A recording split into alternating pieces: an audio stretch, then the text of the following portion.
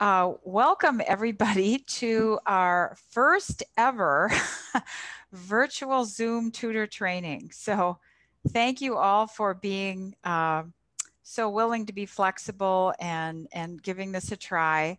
I have never done tutor training via Zoom before, so I hope you will be all kind and understanding if we have some glitches. Jen is the computer expert, not me. So we'll work together on that and see how we can do it. But throughout the training, if you have any questions, Jen's going to have the ability to look at you and grab your questions. So I'm just going to have her speak for a couple minutes about how you want to do that. Jen, can you give them a little tutorial? Yeah, of course. So if you are on your desktop, you will see a toolbar down at the bottom with a bunch of different options, one of which should be chat. And so if you click on that, you should be able to send a message. And what you would do, you type your message in and you can press enter. So if you want to just test it out right now, if you've never done it before, feel free to go for it. I'm not exactly sure how it works on your phone. I haven't done that yet. So I would think that it's down near wherever your toolbar is, where you're, I found it on my phone. All right, perfect. It's at more with the dots. Mm-hmm. And then there's a setting once you do that. Perfect, wonderful. Okay, so everybody has had their binders delivered, and we certainly didn't expect you to look through it or anything before the training, but I just kind of want to explain a bit about how it's set up. The first section in the binder is basically just the PowerPoint for tonight. So you will have that with you for reference. And then the other sections in the binder are there for you to look at and to go through and just kind of skim. And I will show you what sections I'd like you to do after we're done tonight. Normally, tutor training lasts for 7 hours, and during that 7 hours, we have some interactions that really are not a good fit for Zoom. And we also have some time to just kind of read and debrief about some of the sections in the binder. Instead, what we're going to try and do is just ask you to do some reading after we're done tonight between now and next Tuesday. And then we can talk about that reading next Tuesday as well. But again, if you have any questions as we go along, please, please feel free to ask. And if you need a break to get up and move around or whatever, please feel free to do that. And don't be embarrassed if you come back and say, I had to step out for a minute, but I have this question or whatever. So that is just fine. Okay. My name is Carol DeSalt. I'm a retired person from the Literacy Council. And I was the instructional specialist. I had that honor for 6 years. And now I'm hoping to do some tutoring again and help other tutors get started. And I'd also like to ask Jen to introduce herself. Hi, my name is Jen Balgi. I am the Community Education Outreach Coordinator at the Literacy Council. I started at the very end of August, so I'm pretty new. So if you have any questions, you can ask me and I'll ask Carol. And then I'll say, I'll get back to you on that. Okay. I had a question that I typed, but I don't know how to send it. You press the enter button on your keyboard. Okay. Can we write in the binder? The binder is yours. Okay. Yes. Yes. Unless you give it back, then I read through all your answers and I just kidding. The one thing that I would like to tell you about the binder is there's a lot of information in there. We don't expect you to assimilate all of that within the next week, but we want you to become familiar enough with it so that as you get into tutoring, you might say to yourself, oh, I think I remember, I have this question. I think that I remember there might be a section in the binder that would help me with that. But always, always, always feel free to ask Jen. And I will be happy to help you too. So our emails are up on the screen. Those are in the tutor binder as well. So feel free to contact either one of us if you have a question. I have truly and completely enjoyed tutoring.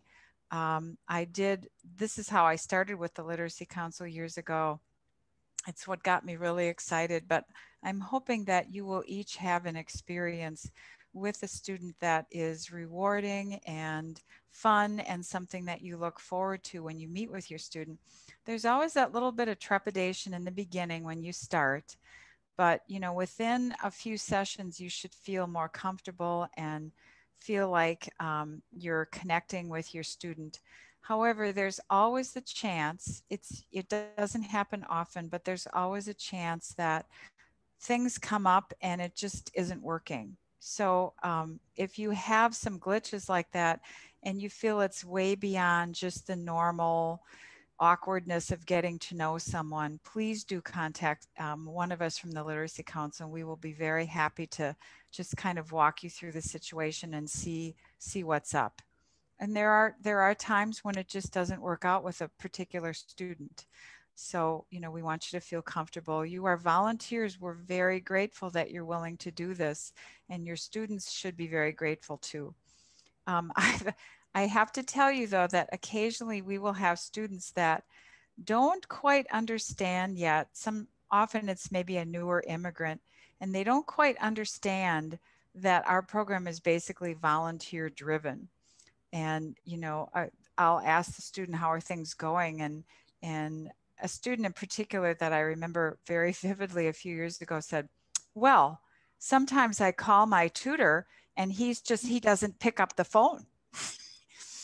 And, you know, I think he thought he was kind of an employee and that he should be a little bit more responsive. So I had to explain to him that, you know, we're all volunteers and we're giving of our time and we're happy to do that, but there are some parameters too.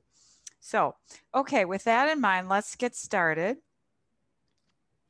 And first thing I want to show you is the agenda for tonight. We're going to look at instructional approaches for adults. It's a little bit different than working with kids. The cultural considerations that we need to think about if we're working with English language learners, which is the vast majority of our program. Some learning challenges that adult basic education learners present us with, and then just some basic information on immigrants and refugees. Then the second session next Tuesday will be more about instructional materials and resources, strategies for teaching reading and writing. And yes, you can all do that. You don't need teacher training for that. And then the third session is discussion of the tutoring experience, kind of getting ready and gearing up with the nuts and bolts of actually tutoring. So again, please feel free to ask a question at any point. Just shout it out or use the chat box or raise your hand. Jen is watching for that, so she'll guide us on the way. And if at any time we have internet connections, please let us know because we're concerned about the bandwidth. At some point, we may ask you to turn off your video so that we can keep going, but it's very nice to see your faces, so I'd prefer not to have to do that if we don't have to. Okay. Carol or Jen, how long after the training do we get assigned to a student? Based on what I know, it really depends on when we can find a student that matches your schedule. Things have been a little bit tricky with COVID just because it's hard to find people that are willing to meet, but I'm pretty confident that we're going to start getting the virtual training and sort of a comfortable cadence going with that. So I hope within the next month, but I will keep in contact with all of you to let you know what's going on. Okay, so the first thing we need to do is really just kind of define what literacy is. I'll let you read that yourself. The thing that probably is important to know is that literacy's really changed over the last 100 years. 100 years ago, if someone was able to write their name and to do basic math, they were considered literate. And now think of all the things that people have to do. It's not just reading and writing. There's computer skills and higher level math and figuring out mortgage payments and all of that kind of thing. So literacy has really changed, and our definition of functional literacy has really changed too. That's up the ante for a lot of our students. So these are some statistics.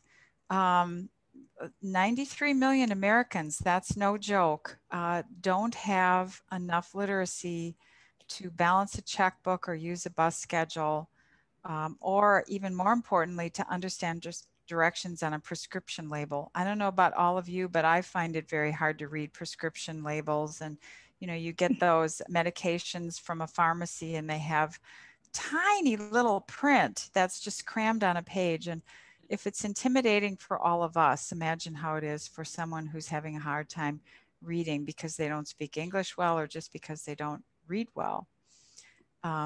Prison is another place where you will see people with low literacy, unfortunately, and people with public assistance too. So these are some of the things that literate adults can do. These are things that we all take for granted.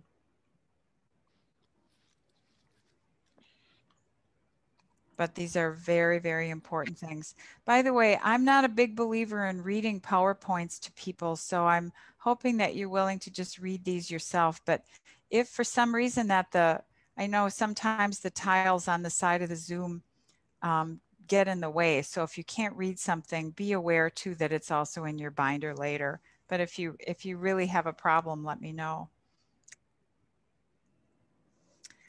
So the thing that's really important to know about literacy is it really has a strong correlation with financial security. If you can't read well, chances are you may not be employed at the level that you have the potential for. And a lot of students who don't speak English well or who don't read well are stuck in those minimum wage jobs that really make it hard to earn a living. So this is the screen that Jen and I talked about and we weren't quite sure what to do with. So I just want to tell you what we normally do in an in-person tutor training. And that would be, we would have an introduction section where people meet, we get paired up and then we meet each other and have a chat and learn some things about each other. And then we get back together and share that information that we've learned about a friend.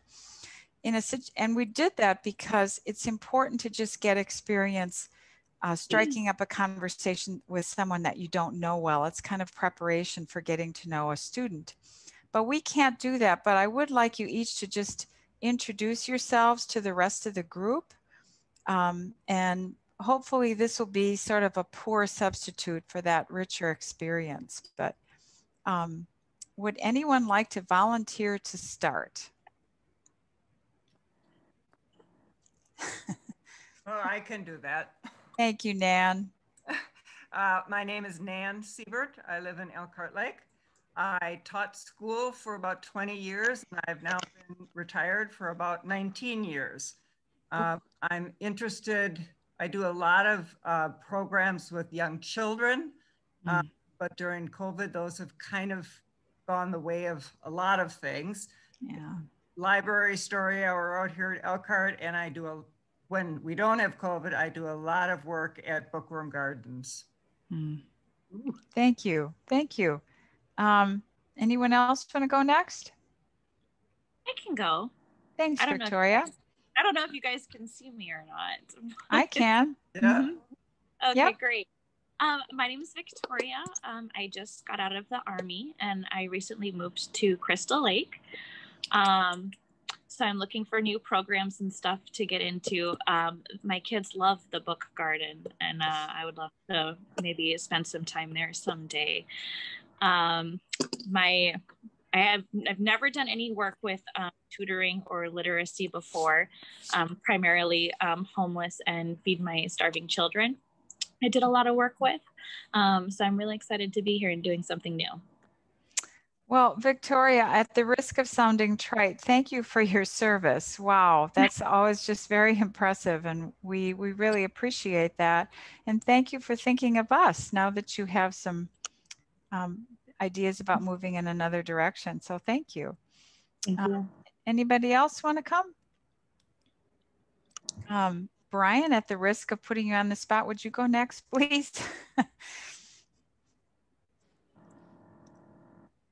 You're on mute. Okay. You're on mute right now.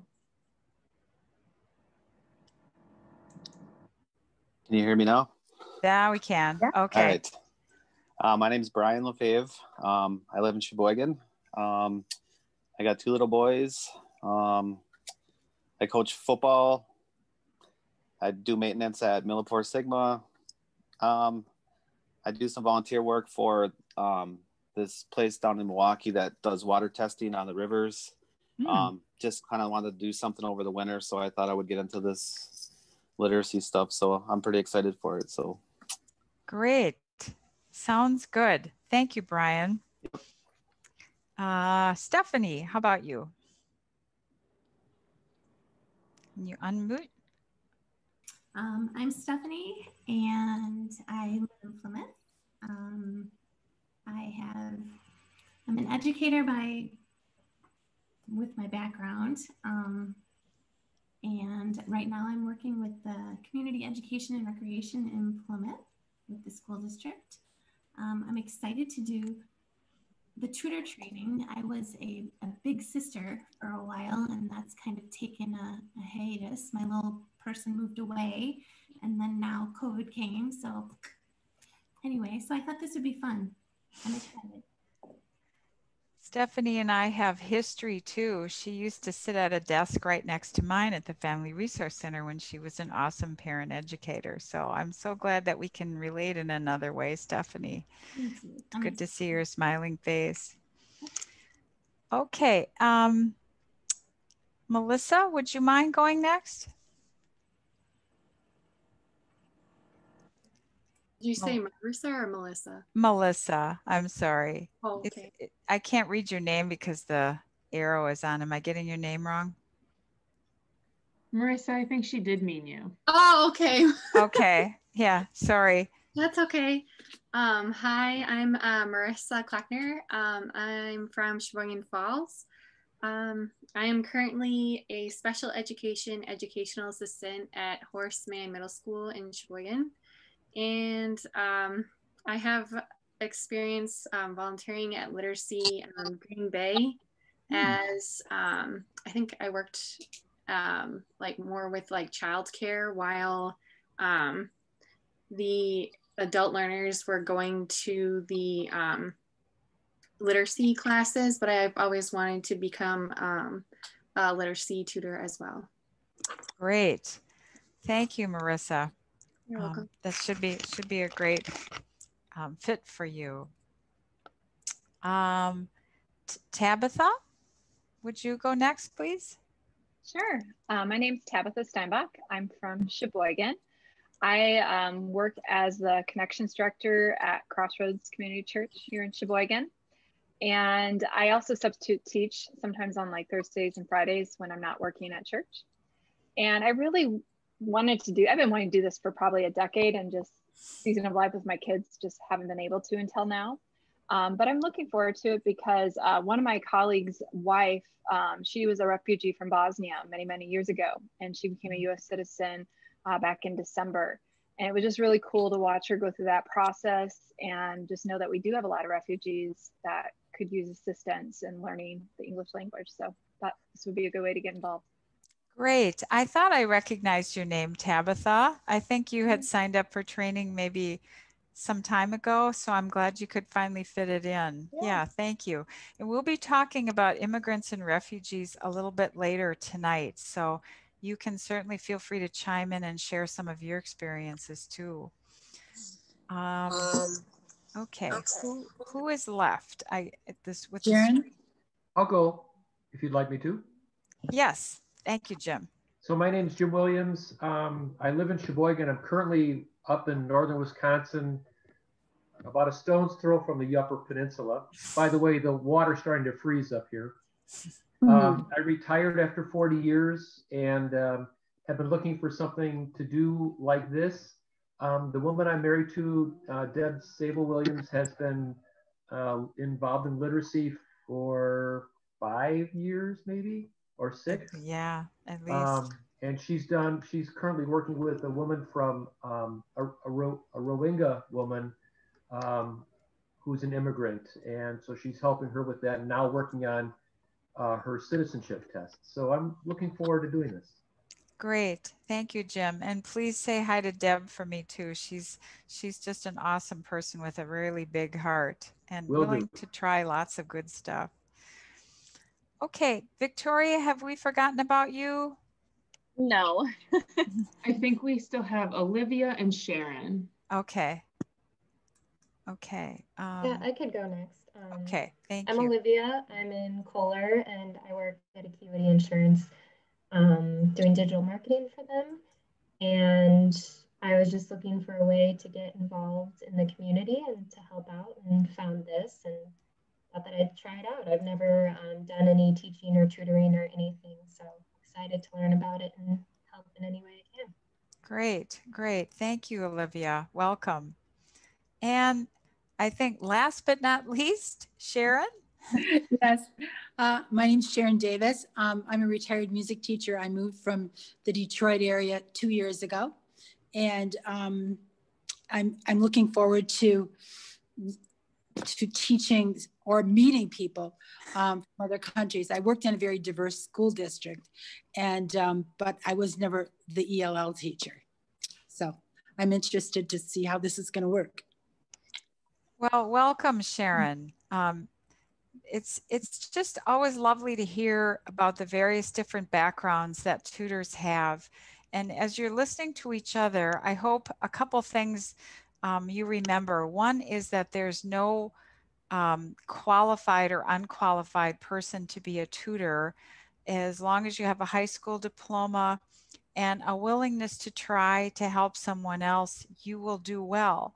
Each person brings a different perspective, and you will find your own style of tutoring. There is no one right or wrong way to do this. You each bring gifts. I like to tell the story about probably one of the most marvelous tutor matches that I've ever known in my life. When I was on this gig, about 6 years ago, a gentleman came into our office, and asked me if he could do some tutoring. And I said, sure, you know, what is your background and what would you like to do? And he explained to me that he was a retired auto mechanic, and he wasn't quite sure if he had the skills for tutoring. And I said, of course you do. And he went through the training, and he was a little bit concerned that maybe he didn't, you know, have a college degree in teaching or whatever, and wouldn't be able to do it.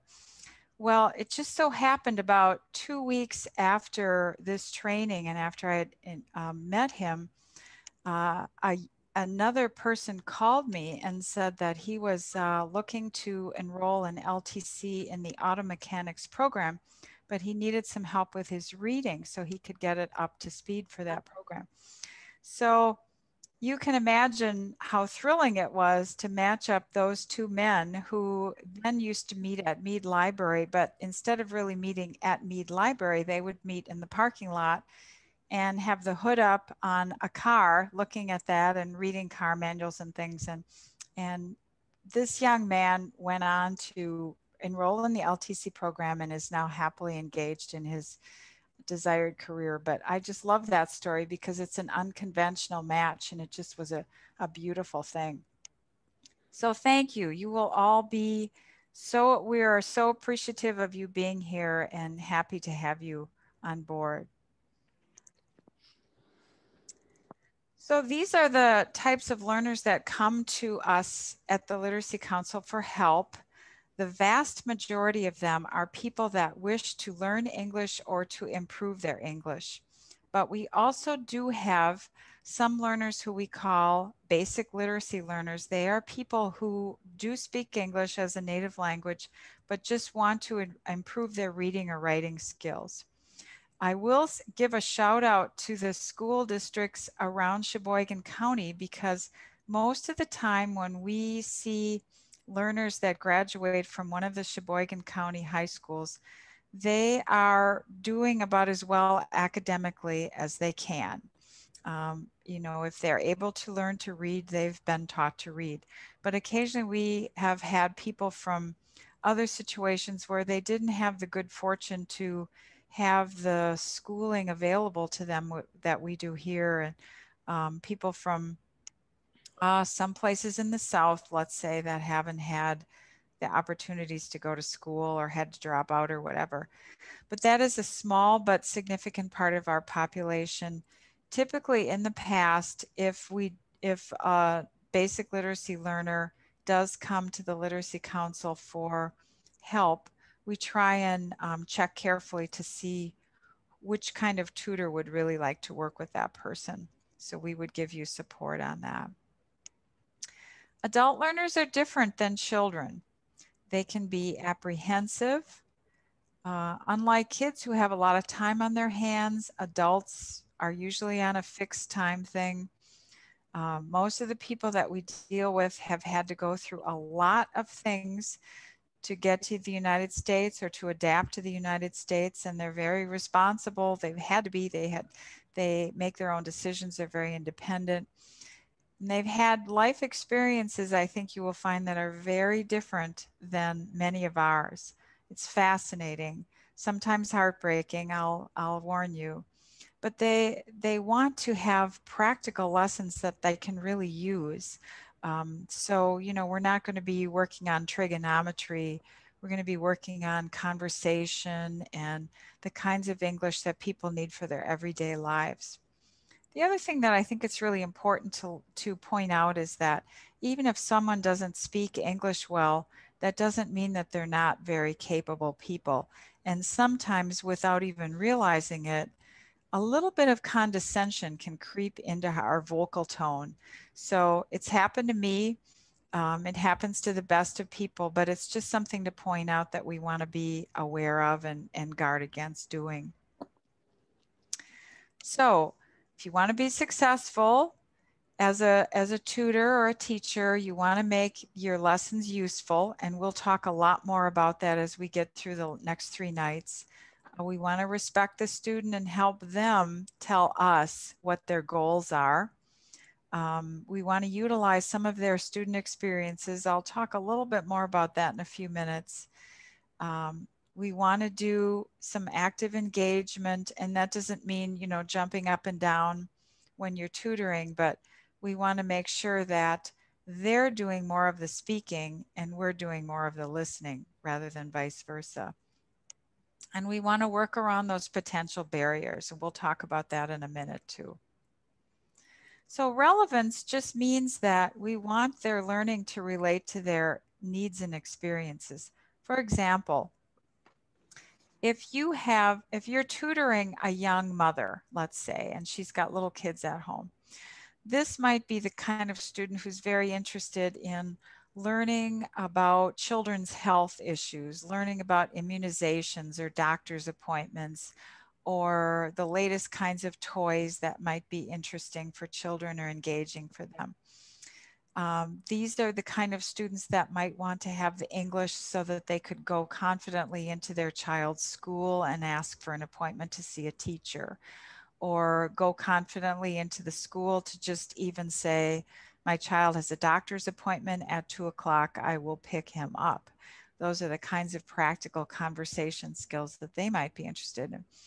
If you have an older person or a person who's in the work world, that kind of conversation that they might be interested in, the English that they might be in need of, would be more things like, can you please show me where such and such is located, or is it time for my break yet, or talking with a colleague at work, you know, even some things like, how do you think the Packers played on Sunday? Ways to relate to their colleagues in the work world.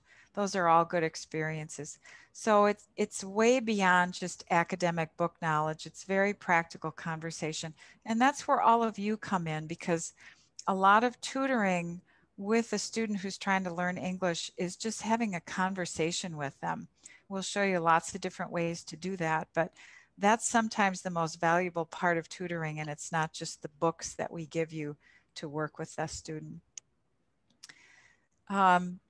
Respect is another really important thing, and this is probably kind of, you know, something that we all know, but sometimes in the past you might be aware of learners who have not been successful in school or didn't attend school. There are a number of students that we've had over the years that come from other countries where not everybody has an access to a free and appropriate public education like the people in the United States have kind of taken for granted. And the other thing is some people have had kind of unpleasant experiences with school or with learning. I had contact with a student years ago who told me that she went to school in Mexico and there was typically a student every day who literally wore a dunce cap. And that made her very anxious about school in general and learning in particular. And we've already talked about the condescension. So those are things that we have to keep in mind when we talk about respect for our students. Utilizing their experiences. Some of the students that you will meet that I have met have had an amazing life. They've overcome so much more than I think I will ever even face in my life. Their experience is part of their identity, but they're of sometimes those experiences are not things that people want to talk about. So when you're getting to know your student, there might be times when you ask them questions about their past, or you know, you feel like you're just getting to know them, and they may be guarded with those kinds of things. Don't be put off if that's the case. A lot of them have come from situations where they had to be guarded just to protect themselves a little bit. So it's nothing against you. It's just sort of a survival skill that they may have picked up. Some of those life experiences can be barriers in a way. I don't know if you can think of any, if anybody has an idea of a life experience that could be a barrier for someone. Okay, it would basically be trauma. And by that I mean, well, to give you an example, in the past 3 to 4 years, the Literacy Council has met and helped, assisted people from war-torn areas of the world, particularly Syria and Myanmar, Burma. And those are people that are coming, literally fleeing from a very unsafe environment. So we've had students who have lost family members to bombs, to other kind of violence like that, soldiers coming into the village and shooting, you know, family members and so on. That particularly was an issue in Burma, in Myanmar. So they're coming with a lot of trauma like that, and that's just kind of a situation that you should just be aware of. We don't certainly expect you to be the treatment experts on anything like that, but you have to just kind of be willing to either listen if they want to share or to be understanding if they don't. Self-determination just means that we want the learner to be the one that determines what they want to learn. They might come in and ask you for help on a particular issue. I can give you an example of that. You might have a young parent or a parent of a school-aged child, either a man or a woman, who comes in with a form that they've received from their child's school. And they might say to you, I don't understand this form, can you help me? So that would be the kind of learning that you should, you know, kind of drop everything for and help them with it, because that's the most relevant kind of learning that they need at that particular moment. Active engagement just basically means, you know, the 20-40-80 rule. If we do something, we have a much better chance of remembering it. So when you're working with your tutors, try to always be aware of the fact that you should not be doing most of the talking. Your student should be doing most of the talking. And that sounds easy now, but I can tell you that there will be times when you're tutoring when this becomes a little bit more challenging. For example, you might be asking your student to help you name some items in a picture, for example, and your student just freezes and really can't seem to respond to your request. Oftentimes, it's not because he or she doesn't know the answers, but it just takes a few minutes for the brain to process and for that answer to come. If you've ever tried to learn a foreign language, when you're put on the spot, it's difficult to think of what you need to say. So you just need to have some space to do that. So that active engagement can often mean there's going to be some what you might feel are awkward pauses and awkward silences, but they're really not, because they're just a time for your student to just think it through and try and retrieve that word or vocabulary word or verb or whatever that he or she needs. So think about that and try and remember that. So these are the barriers that our students will come to our program with. This is really important for you to keep in mind, because often these are barriers that might make you feel like there's something that you're doing wrong as a tutor, and it's not. These are just things that our students have to deal with. The first and important one is lack of time. You know, some of our students, as I've said before, are trying to make a living on minimum wage jobs. So often that means that they have to take 2 jobs. And that often means that they're very, very busy people. Then there's the childcare and family responsibilities. You know, that even if you're working 2 jobs and you're tired, there still might be kids at home, there still might be adult parents to deal with, there still might be transportation issues. So all of these things kind of factor in there. Another thing that's important to remember is some of our students, because of the particular jobs they have changing work schedules. Their bosses might come to them and say, I'm sorry, but we couldn't find anybody to cover the shift that's coming up, so you're just going to have to stay. So if your student calls you or texts you and says, I'm still at work, I can't come to tutoring, that's probably what's happening. So don't feel like it's a way to just for them to be excusing themselves and not wanting to come. It's often what's happening in their lives. Health issues are another thing. We have some students who are low income, many of our students are, and they don't often have access to just preventative health care that most of us can have the luxury of taking for granted. So when they have health issues, they often wait to see a doctor because they don't want to pay the bill. And then sometimes that health issue can blow up into an even bigger issue. So with all of those things in the first 5 bullet points, you can understand where sometimes they just are exhausted and they lose their motivation that way. There's also the lack of confidence. They may not have felt like they were a really strong learner when they were in school before, and they get discouraged. Some people think that they're going to pick up English in a couple months, you know, and you don't. It's a years long process. My husband was a tutor for many years, and he worked with the same student for 8 years. And the gentleman is quite a capable speaker now, but it takes a long time to learn English, especially if you can only work on it 2 to 3 hours a week. And the trauma, again, that can be part of a barrier for a person. That sometimes there are just some issues with that. Oh, sorry. Successful adult learning is just students who are motivated because they get to choose the goals, lots of positive encouragement from you. Review, always try and start every lesson with a review from what you did last time so that the student is at ease. It's always really good to review and review and review again.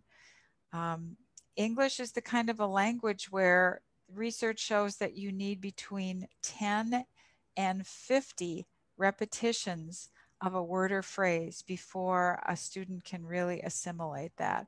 So it takes a long time. There's a lot of practice involved. There's a lot of review. There's a lot of repetition.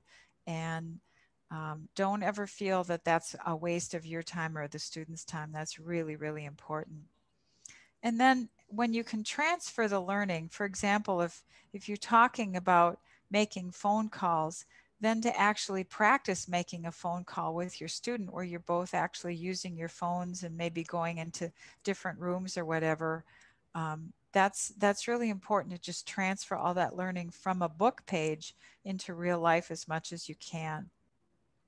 And make sure that you're relaxed. If you're relaxed, and you will get there, it's a little hard to feel relaxed for the first few sessions because you're nervous and your student is nervous, but you will get to the point where you're relaxed.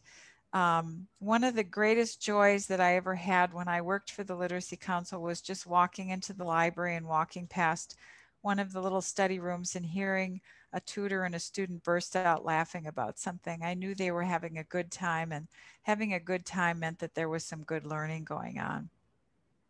Carol, do you recommend revealing the fact that this is your first time tutoring, or is it, or not? Oh yeah, yeah. Be as honest as you can be with them. And you can even say to them, I've never done this before. Please be patient with me. I'll be patient with you. And, make sure you tell your students that they should tell you if they have any questions or concerns. I mean, you're just a real person. We like to call a tutor-student match a learning pair because you're learning from each other. And if you just kind of tell your student that right away, I have to learn how to do this, and I have to learn how to teach you the best. And you make sure and give me as much, information about how things are going. You can even just say to them at the end of maybe the second or third lesson, how did this go for you? What was hard? What was easy? What was fun? What was not fun? If you put it that way, if you say, what didn't you like about my lesson? They may be too polite to tell you. But if you ask them what was fun, what was hard, that's when you'll really find out and get some feedback on that. But yeah, definitely tell them you're a newbie. That's fine. Okay. Okay, seize teachable moments.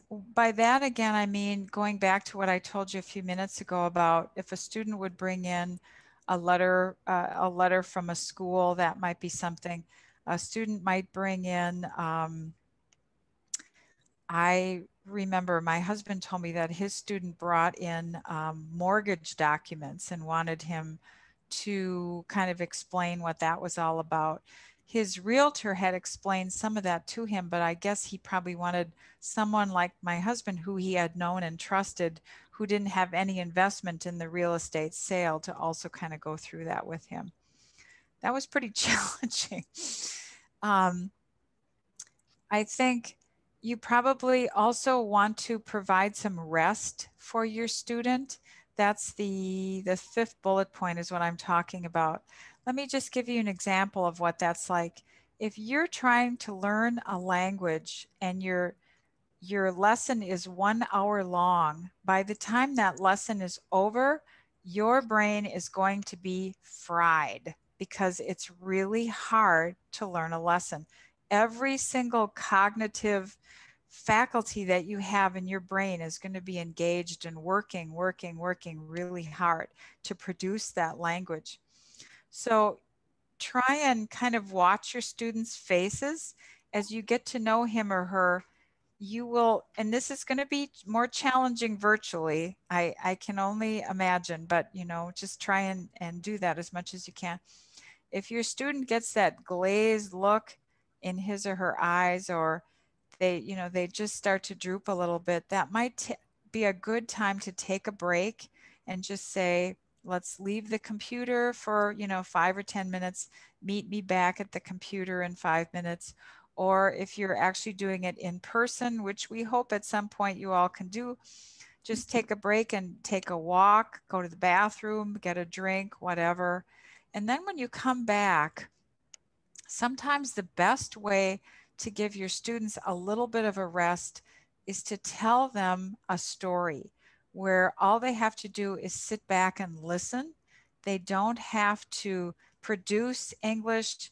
They just have to try and let it sort of wash over them and be receptive to what you're saying to them without having to respond in any way. And the story can be something as simple as how I had trouble getting my lawnmower started this morning, or my car got stuck in the snow and this is what I did about it, or I was at the grocery store and I couldn't find this kind of rice that I liked, so this is how I handled that. I mean, really simple day-to-day life stories like that is what I mean. Those kinds of ways that you talk to your student using your English and allowing them to just have a chance to just sort of wash over them and pick up what they can is a really good way to give them a little bit of a rest and also just keep going in the English learning. When you see the I do, we do, you do approach, that's nothing really earth-shattering. That's just I do, meaning the tutor, all of you, would demonstrate something. You would say a sentence or you would show them how the words fit together in some way. We do means you and your student actually do it together. You say the words together or you do the task together. And then after that, then you can ask the student, now you do it. Okay, so that's what the I do, we do. First you model it, then you do it together. Then and only then should you ask the student to do it. That gives the student a better chance to be successful. Okay, now this is probably the most important part of all of our tutor training, and that is just being aware of cultural considerations. As we talked a little bit, we have, the Literacy Council is privileged to have students who are literally from all over the world. We have students from India and Pakistan and Afghanistan and Syria and Lebanon and Colombia and Guatemala and Honduras and Nicaragua and Burma and China and Japan. Those are some of the places that we have. And each one of us has a cultural background. And these are our beliefs, our values, our language, our life experiences, and particularly our ways of behaving and looking at the world. And one of the things that's a really important thing for us all to remember is that our ways of behaving, there's no right or wrong. There's just different cultural contexts for that. When I was a teacher many years ago, I worked with many Hmong children, which I very much enjoyed. And one of the things I had to learn very quickly about the Hmong culture at that time, this was in the 1980s and 1990s. Yes, I am that old. Anyways, at that time, the Hmong people that I worked with, the adults and the children, did not like to make eye contact with the adult teacher. And in that culture at that time, they considered it disrespectful to give you eye contact. I had to get used to that because at first, not knowing that, I thought it was disrespectful for them not to look at me. So that was something that I needed to learn. The other thing is that, I don't know if you can see me, but there are certain hand gestures that people in other cultures don't accept as well. So in our culture, if we do this, you know, the come at me like that, in some cultures, when you gesture that way, that's impolite. So those are some of the cultural considerations that you need to just kind of keep in mind.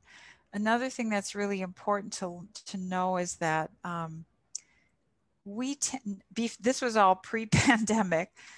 We tend to be sort of a touchy-feely kind of culture. People often shake hands. When people who don't even know each other that well get together, they can sometimes hug. I don't know if that's ever coming back, but we'll see. But in some cultures, it's just not the done thing for people to touch each other. And we have to be kind of particularly careful with our students, because that can be a source of making them very uneasy if we're too informal with them, let's say. So to err on the side of caution, particularly when we go back to in-person tutoring, it's important to understand that. I have no idea when in-person tutoring will start. You know, Jen and I are hoping that it will start at some point. And it will be very interesting to see how people who have only met each other via Zoom react when they finally get to meet each other in person. So we probably need to get some video going of that, right, Jen? Because that might be very sweet. But anyways, those cultural considerations, particularly when you're in person, but also over Zoom, you know, and then there's the whole thing with people when they're virtual. Are they looking at you? Are they looking at their screen? You know, people's eyes aren't always where you expect them to be. So just be kind of aware of all of those things and try not to let that put you off too much. These are some of the areas where our cultures can really diverge just a little bit. I know when I work with people from Hispanic cultures or Asian cultures, I'm always struck by how their families are the central parts of their lives. You know, I admire that about some other cultures, and I kind of wonder sometimes if the United States is, you know, so many of us have children that live all over the country and all over the world. And in some cultures, that's just not the done thing. You know, the first thing that they want to do when they emigrate to the United States is bring their families with them and surround themselves with their families. So families are really important in many cultures. Education is another thing where we sometimes diverge. Again, in the United States, it's very common for men and women to be educated together.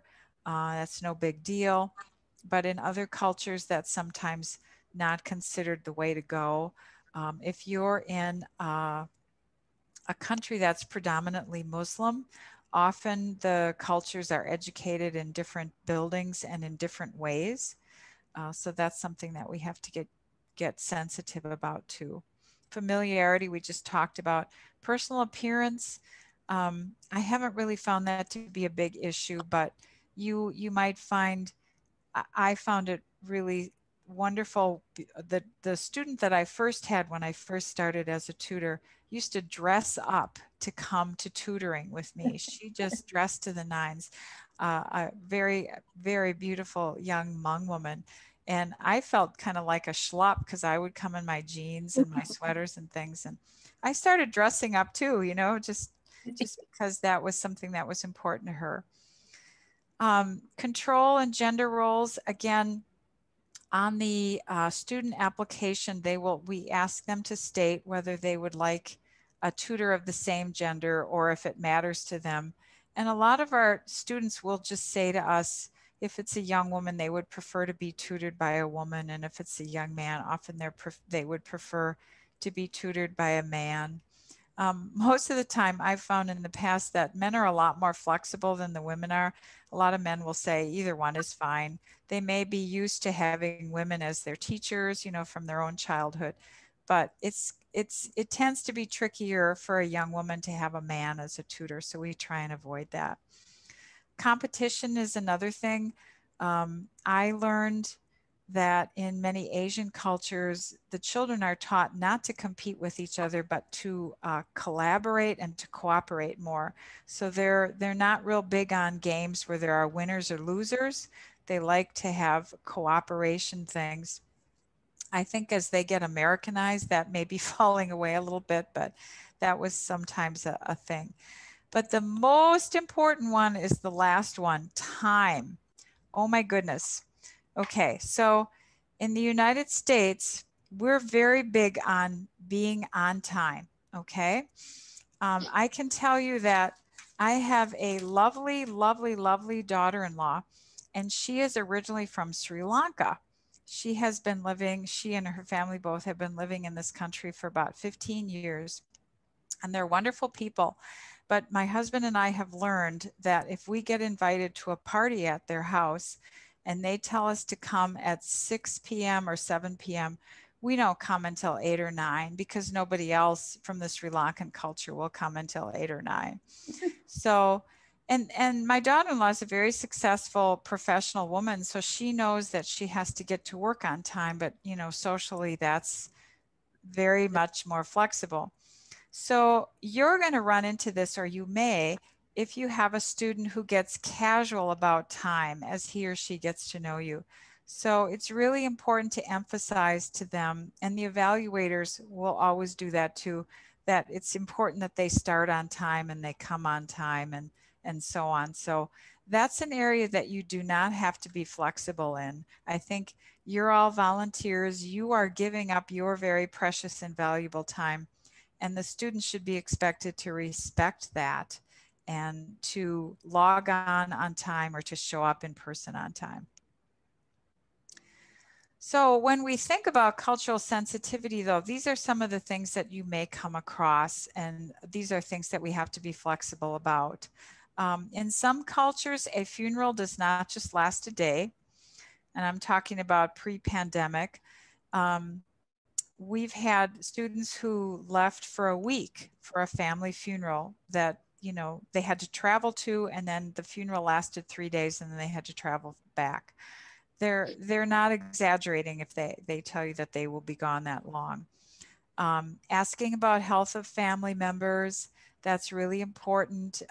If your student has an elderly parent and they're helping to take care of them, asking about their mother or their dad, su papa, su mama, that's really important, and they will appreciate that from you.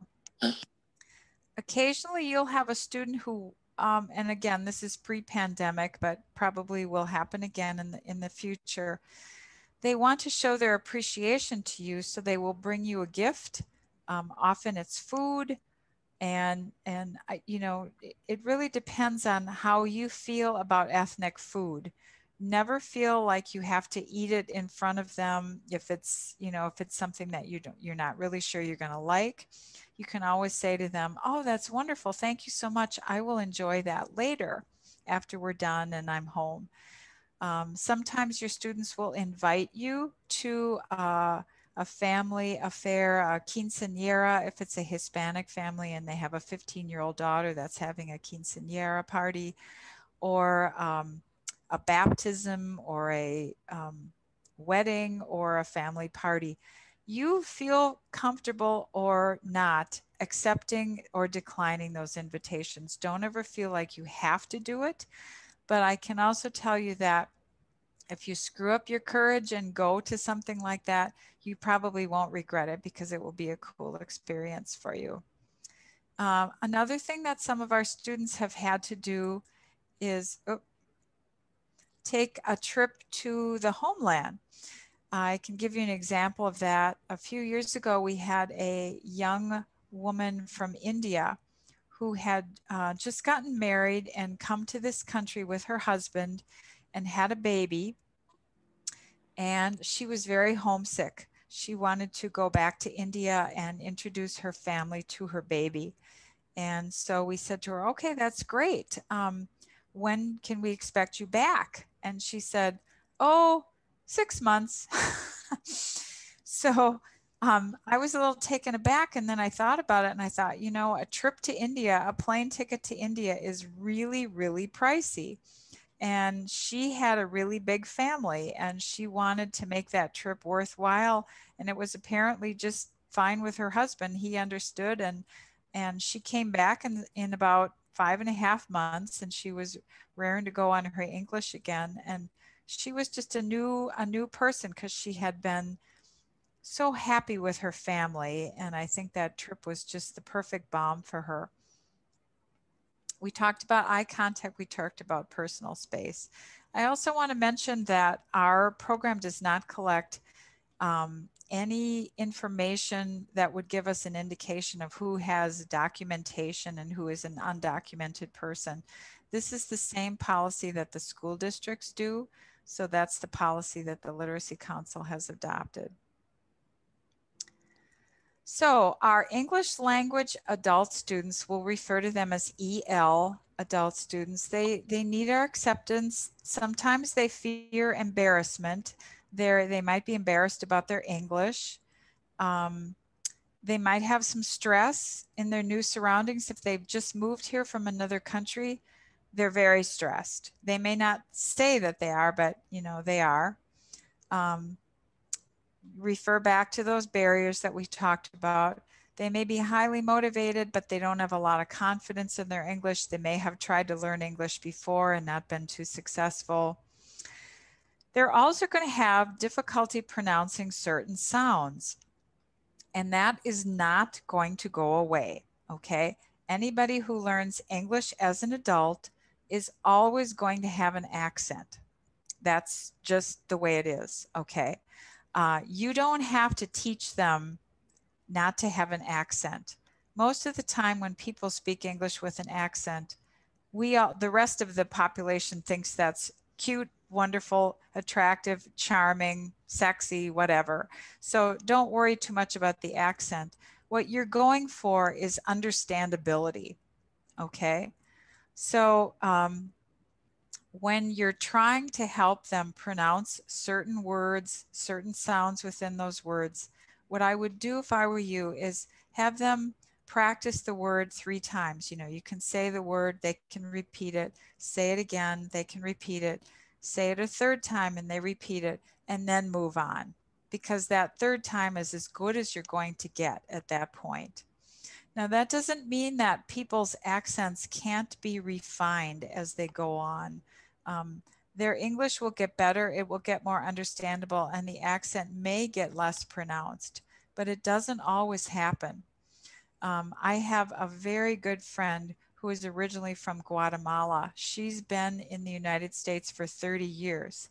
She has a thicker English accent than her brother, who still lives in Guatemala and only uses English for business and doesn't speak it very often.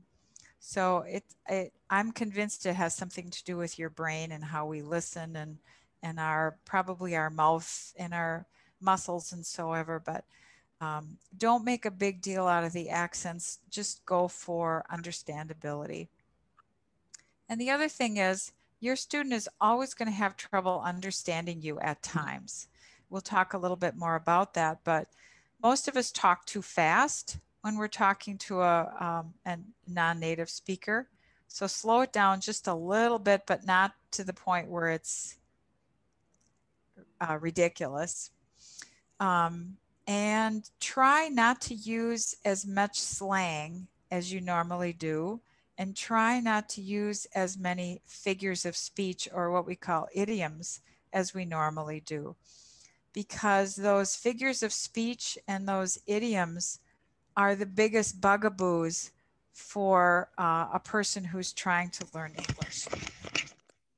For example, oh my gosh, I have so many stories about that.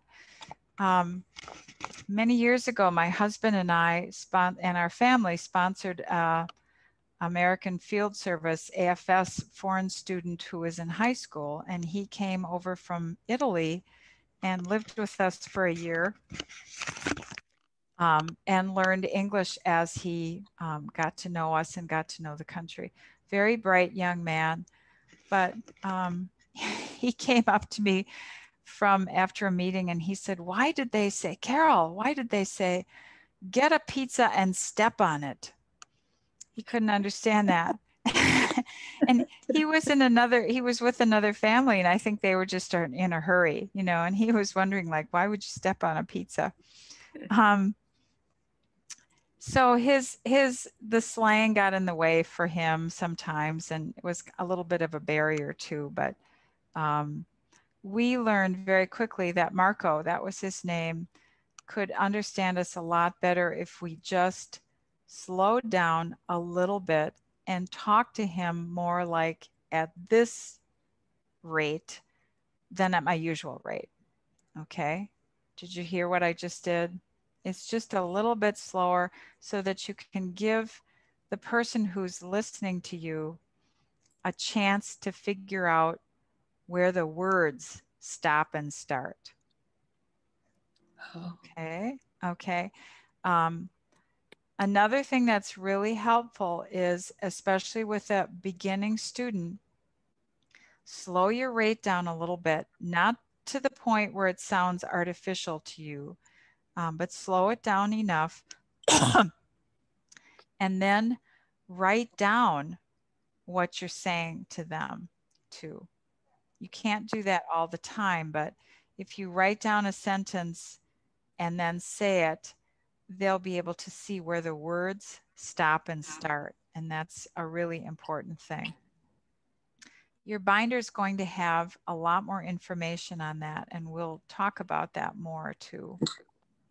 Now, this might be a good time to just stop and ask you what your questions are, because I know that I have thrown a ton of information in your direction, and I don't expect you to retain it all, my goodness gracious, but we just kind of want you to be aware of those things. And again, you will have this PowerPoint to look back on and your binders too. Any questions? Yes. If we do remote learning with them, who will provide the internet information for them? The internet information, what do you mean, Sharon? If we do this virtually, then are they going to be at a library at a computer? It really depends on their situation. Mm-hmm. Some of them have kids that have been doing virtual learning. So some of the schools have actually provided them with like hotspots, which is kind of nice. And I'm actually coming up with a document to share with the tutors of places that have free Wi-Fi that people can use. So I know this is a challenge for a lot of people. So it's definitely something we're thinking about. We actually were looking into maybe getting some Wi-Fi hotspots that we could distribute, but we haven't gotten that far yet. But it's a good question, and it's definitely something worth considering. Luckily, some of the school, like I said, school like virtual schooling has sort of like taken that step for us. And they may have their own Chromebooks. Yeah, they might have their own computers, and a lot of students are actually using their smartphones too. Mm-hmm. So there's a whole way to do teaching on smartphones as well. Interesting. Thank you. So will the meetings, though, we would set them up over Zoom, or we would do FaceTime, or is that not, those details not figured out yet? That's really up to you and your student, I would think. Jen's going to talk a little bit at the end of the session next Thursday about virtual tutoring, so we can really get to the nuts and bolts of how that's going to operate for each of you at that point. And she can give you some suggestions and some strategies. Yeah, I have so many resources. You'll just be like, no more. I'm guessing that as the students come on board during this time, one of the questions we'll have to ask them as evaluators is, how do you want to be tutored?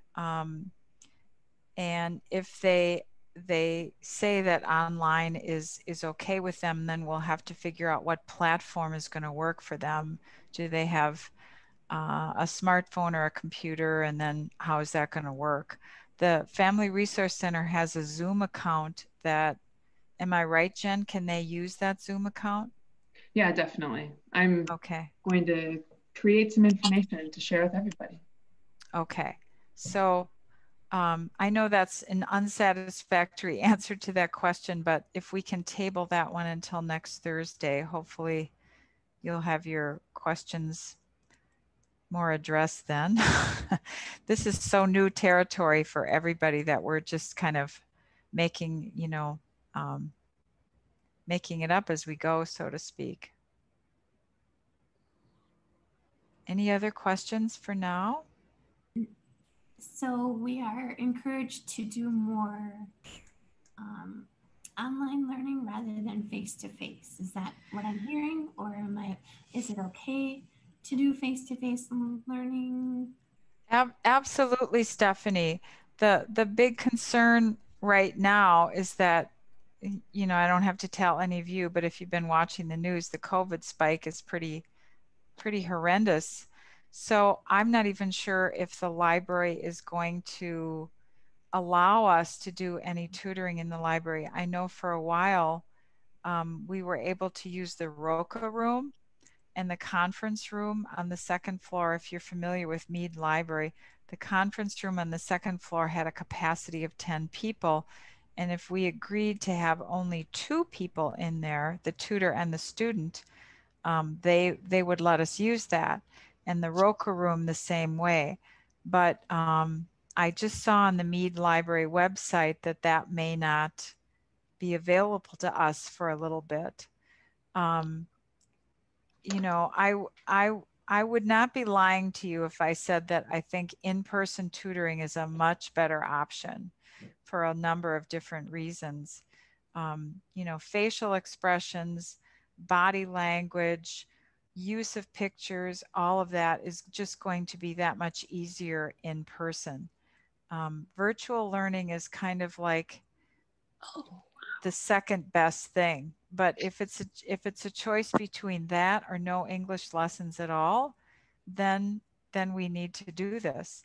So I don't know if that answered your question. Jen, you want to say more about that? We also have 2 other spaces that are available for tutoring. The Black River Advancement Association, which is in the south side of Sheboygan, I've heard is a huge room, and there's plenty of room to do social distancing there, which is great. And then the Family Connections building as well. And so we have lock boxes there, so you're able to get in. We have plexi shields too, so if you want to put a shield between you, you can do that as well. And so I'm trying to create, like, if there's something that would make you feel comfortable, I want to be able to provide that for all of you. But I also don't want you to feel at all pressured to do in-person tutoring. I want you to do whatever you feel most comfortable with. Is that helpful at all? Mm-hmm. Okay, cool. Any other questions for now? Normally when we're doing in-person tutoring, there's a lot more questions as we go on, and I apologize. I should have stopped earlier and asked if there were questions. If you think of things after we're done tonight, feel free to email me or Jen, and we can address that either at the beginning of the next session or with an email just to you. You know, it depends on what you want to do and what we think is good for the group. Okay, I think then I'm looking at the time. One of the things I wanted to do is not go over the time, because I don't know if you're like me, but using the Cinderella reference, I sort of turn into a pumpkin after about an hour on Zoom, and we're a little bit more than that. So I will try and finish up by 8:30. And if we're not quite finished, we'll just pick it up then next Tuesday. I just wanted to do a little bit of immigrants and refugees facts.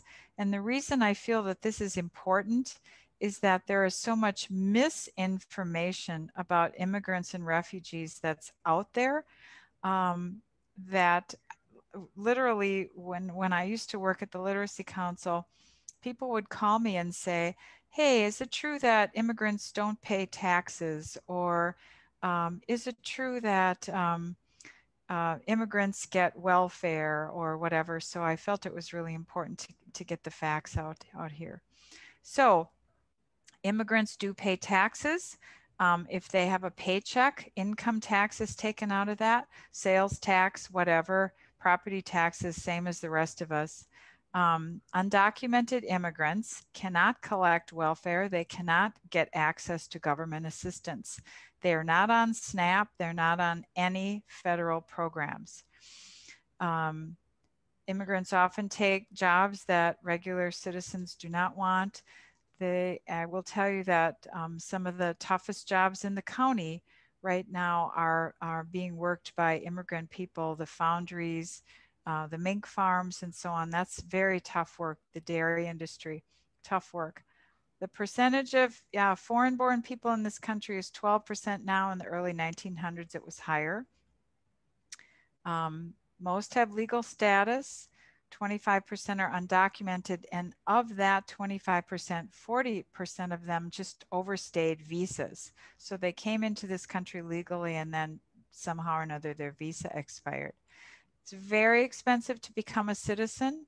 Costs can usually run to over $5,000 just to get someone to help you with the paperwork on that.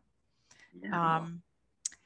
There are not enough ways for immigrants to enter the country legally, which is one of the reasons why so many immigrants have entered illegally.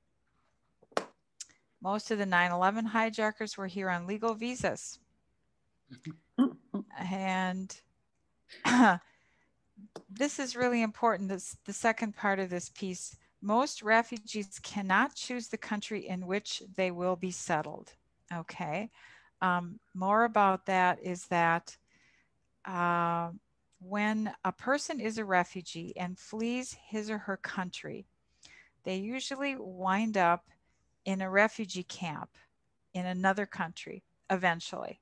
Okay, it may take a long time for them to get to that point.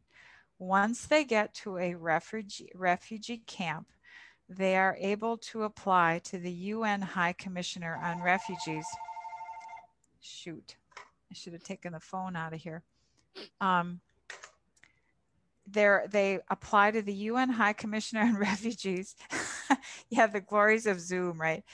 And they can get official refugee status. Once they get official refugee status, they have to go through a background check with the UN High Commissioner.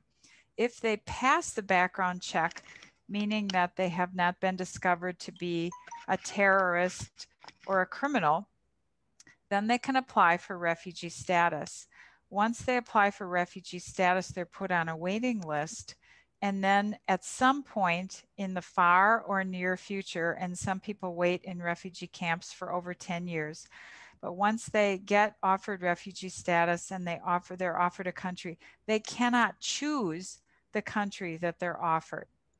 The only time that a refugee can request a certain country is if they already have close family members in that country. So once they are offered a country, they will get some assistance to go to that country. If they're offered the United States, what happens is they receive 6 months worth of assistance, meaning that they do have a monthly stipend for that 6 months. A monthly stipend that includes a stipend for each person in the family.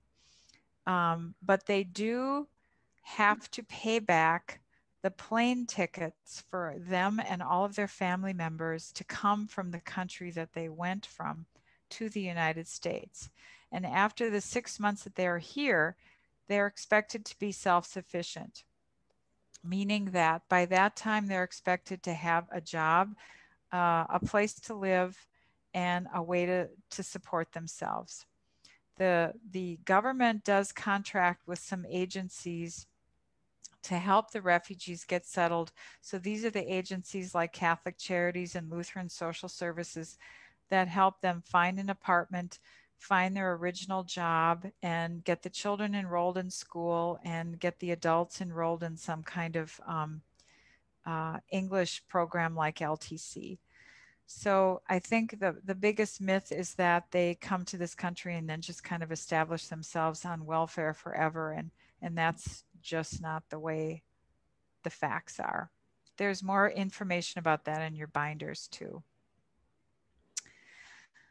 Okay. Finally, we just want to talk a little bit about principles of second language acquisition, and bear with me, this is a little bit of learning theory. We're going to try and skim through this so it's not so academic.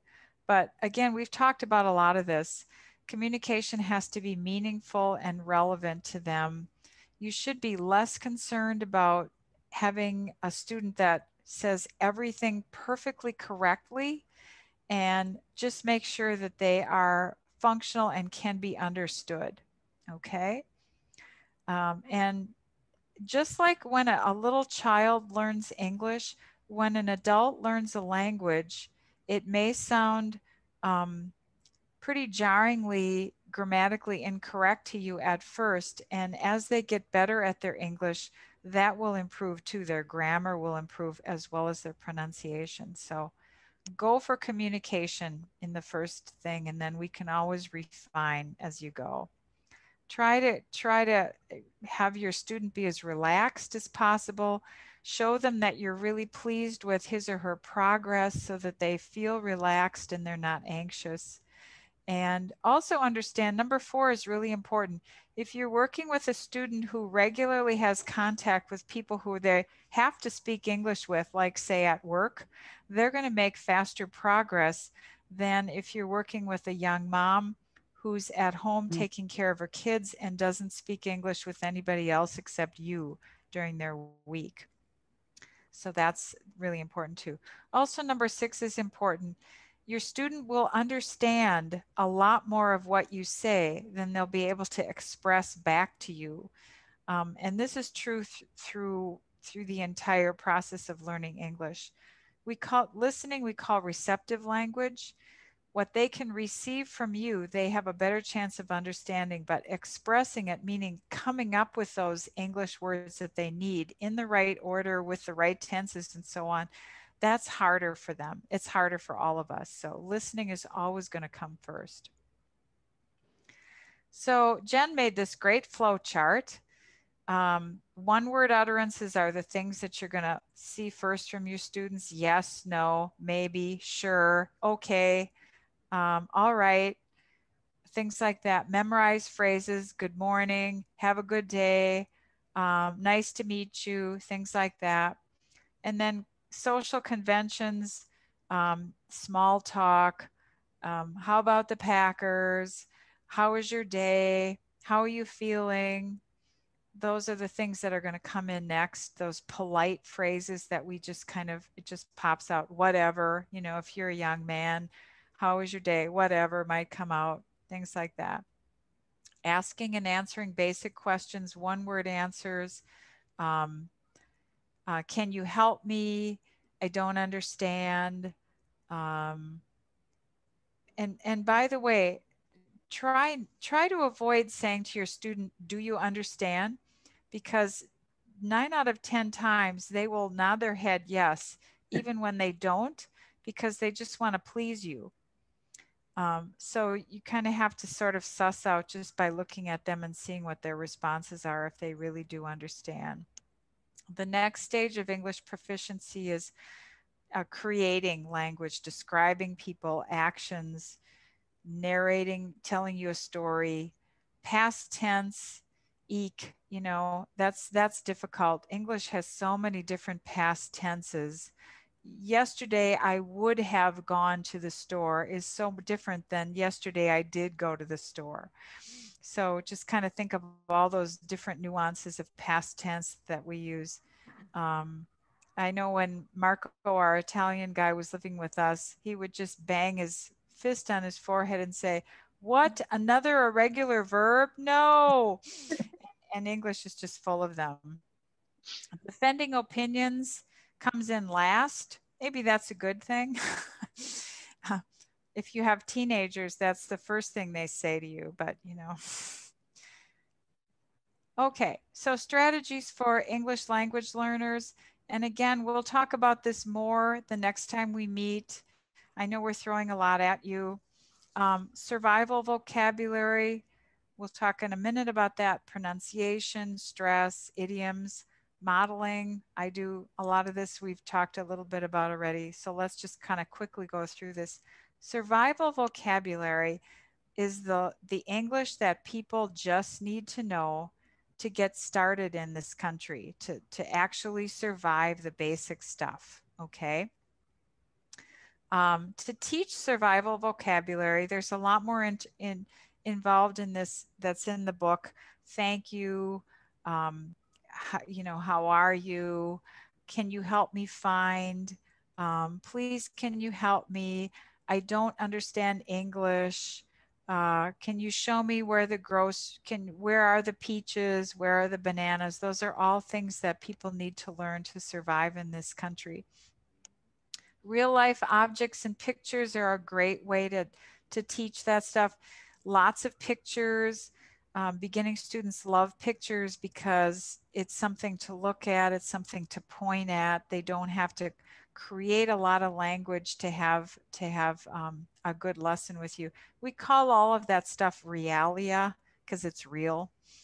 And then there's another technique called total physical response. I wish I could show you this in person, but it's basically just, you know, you could lay out a cup, a pencil, and a smartphone on the table and say, pick up the cup, pick up the pencil, pick up the smartphone. If you're on, you know, your video, you can say, what's this? What's this? What's this? And if you have really basic student, you can just say cup, phone, pen, and then have them repeat that back to you. That's just total physical response, working with real objects. Role playing is a really important technique too. There's all sorts of levels of that. The student that I worked with the first time needed to know how to go into a school. She was she had pretty good English, but she was so intimidated by the Sheboygan school. She was afraid to go in the building. And she told me that she needed to go in the office to put money on her son's lunch account, and she was afraid to go in the office. So we actually practiced that. You know, I would say, okay, hi, and then she said her name. I'm so-and-so's mother. I need to put money on his lunch account. So we practiced that over and over and over again until she was really very, very secure with that. We practiced that for about 3 weeks. Making purchases, renting an apartment, that's a higher level skill, of course. Calling the doctor, anything on a telephone is going to be nerve-wracking and anxiety producing for your student. We will talk more about that when we talk about the nuts and bolts on the last night. So these are some of the English skills that people don't have that they need to be taught. This is my favorite one, the first one. I'm sorry, but I don't speak English yet. I think it's really important to put the yet on the end of that sentence. That's a really good PR thing. The people in our community will relate a lot better to a foreign speaker if they know that foreign speaker is trying to learn English. If they just said, no, I don't speak English, they might get the impression that they don't care to learn English. But if you put the yet on it, that makes a ton of difference. Nice to meet you. How many of us have been in the store and someone says, can I help you? Did you find everything you needed? That's often the question I get when I go to the checkout at Pick and Save or Festival or whatever. Excuse me, can I find this?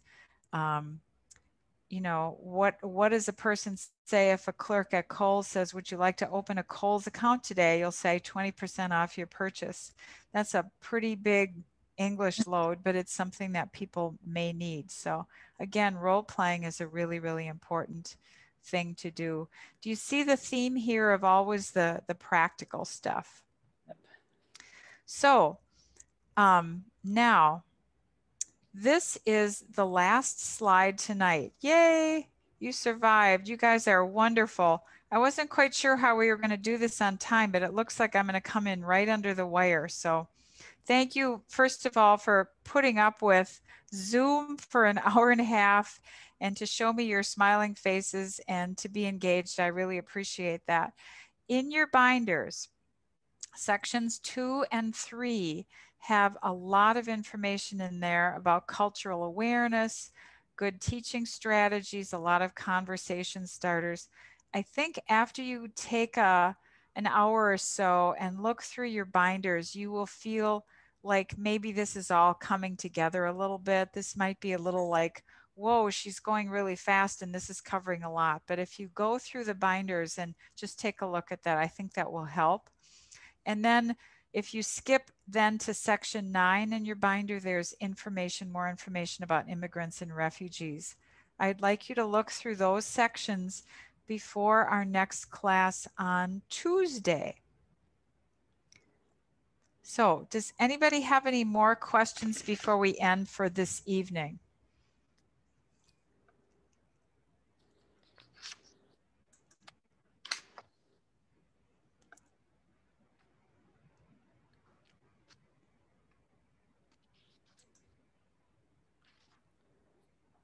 Nope. Thank you, Carol. You did a wonderful job. Oh, you know, I really appreciate that feedback because I've never done this.